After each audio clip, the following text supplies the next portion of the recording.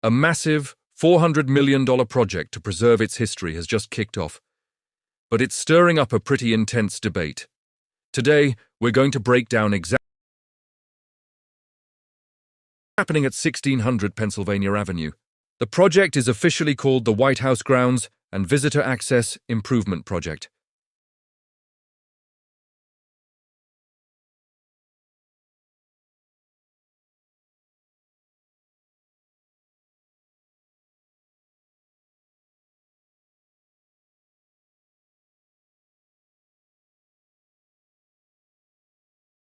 Porches you see in every picture, to modernizing underground infrastructure like plumbing and electrical systems that are decades old.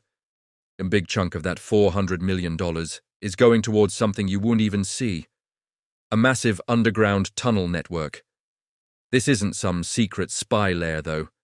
It's designed to improve logistics and security, allowing staff, supplies, and security personnel to move around discreetly without disrupting the official business happening above ground or the experience for thousands of daily visitors. It keeps the show running smoothly. They're also building new guard booths and replacing the famous perimeter fence with a taller, stronger, and more technologically advanced one. This isn't just about security and logistics, though. A key part of the plan is historical preservation.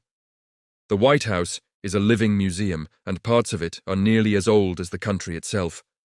The stone used in the original construction is deteriorating. Weather, pollution, and time have all taken their toll. So, skilled artisans and conservation experts are being brought in to carefully repair and restore the building's exterior. This is incredibly detailed work. They're not just slapping on a coat of paint, they're using specialized techniques to clean the stone, fill cracks, and ensure the building looks just as it did 200 years ago, but is strong enough to last another 200. Now, you might be thinking, $400 million. That sounds like a staggering amount of money, and you're right. Let's break down why it's so expensive. First, the scale is enormous. The White House complex isn't just one building, it's a sprawling area with multiple structures, gardens, and extensive grounds. Second, the security requirements are off the charts. Every worker, every piece of equipment, and every ounce of material has to go through extreme vetting and security checks. This adds significant time and cost. Third, and this is a big one, is the historical significance.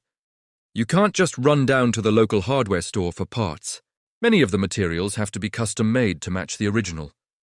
The labor requires highly specialized craftsmen who are experts in historical restoration, and their skills come at a premium. Imagine trying to repair a priceless antique vase versus a cheap mug from a souvenir shop. The level of care, expertise, and cost is worlds apart. The same principle applies here, but on the scale of an entire building. So, if this is all about preserving a national treasure and boosting security, why the legal battle? Well, this is where it gets complicated. A coalition of historical preservation groups, architects, and even some taxpayer watchdogs have filed a lawsuit to halt the project. Their main argument centers on the National Historic Preservation Act, or NHPA. This federal law requires that for any project affecting a historic site, there must be a thorough review process to consider all possible alternatives and minimize harm to the site's historical character. The plaintiffs claim this review process was rushed and inadequate.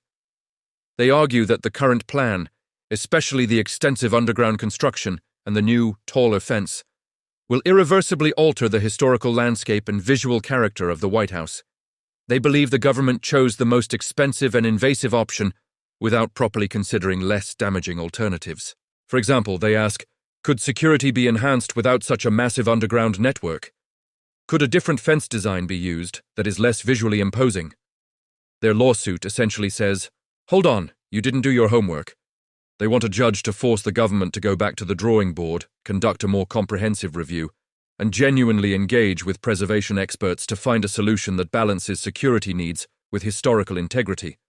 They're not necessarily against any upgrades, but they are against these specific upgrades, which they see as a brute force solution that disrespects the site's unique history. On the other side, the government, represented by the National Park Service and the Secret Service, argues that they did follow all the rules. They claim they conducted extensive studies and that the current plan is the only way to meet the critical security needs of the 21st century, while also addressing the urgent need for infrastructure repair. They argue that delaying the project puts the White House, its occupants, and the public at risk. Their position is that modern threats require modern solutions, and while historical preservation is important, the safety and functionality of the seat of executive power must be the top priority. They also point out that the White House has always been evolving. It was burned down by the British in 1814 and rebuilt. The West Wing was added later. The entire interior was gutted and rebuilt under President Truman in the 1950s because it was structurally unsound. So, they argue, this project is just the latest chapter in a long history of adapting the White House to the needs of the time. They see it not as damaging history, but as ensuring the building has a future.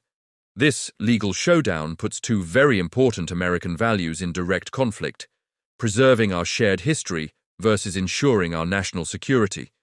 It's a classic case of the past versus the present. The courts will have to weigh the arguments carefully. Is the government's plan a necessary modernization, or is it a destructive overreach? Was the review process thorough enough, or was it just a formality to rubber stamp a pre-decided plan? The outcome of this case could set a huge precedent for future projects involving historic landmarks across the country. If the court sides with the preservationists, it could empower local groups to challenge major government projects and force more rigorous reviews. If the court sides with the government, it might signal that in the post-9/11 world, security concerns can, when deemed critical, override historical preservation considerations. So, what's next? The lawsuit is currently working its way through the federal court system. This could take months, or even years, to resolve. In the meantime, some initial, non-controversial parts of the project might proceed. But the major construction, especially the underground work, is likely on hold until a judge makes a ruling. This isn't just a story about a construction project. It's a debate about our national priorities.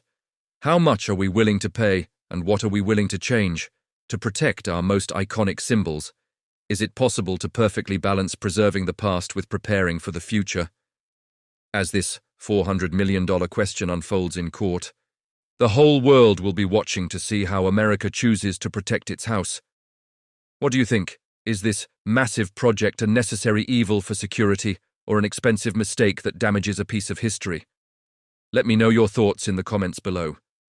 It's a complex issue with valid points on both sides. Thanks so much for watching, and if you found this breakdown helpful, be sure to like this video and subscribe for more simple explanations of complex stories. See you next time.